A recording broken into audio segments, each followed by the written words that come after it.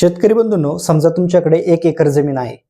पीक कमी दिवसात चांगले निघावं, बाजारात विक्रीची संधी असावी आणि त्याहून चांगलं उत्पादन मिळावं. मग बीटाचा पर्याय कसा वाटतोय?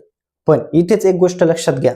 बीट म्हणजे फक्त बी पेरलं आणि पीक तयार झालं असं नाही.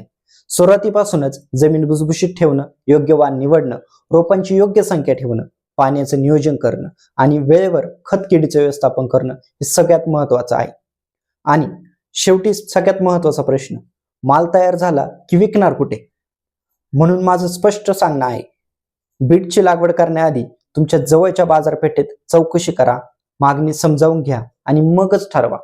कारण शेतात चांगलं उत्पादन घेणं महत्वाचं आहेच, पण तो माल चांगल्या पद्धतीने विकणं त्याहून महत्वाचं आहे.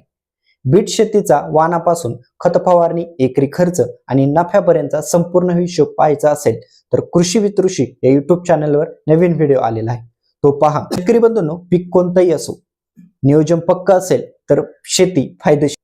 आणि आपल्या कृषी विथ ऋषी या युट्यूब चॅनलवर नवीन असाल तर चॅनलला सबस्क्राईब करा. धन्यवाद.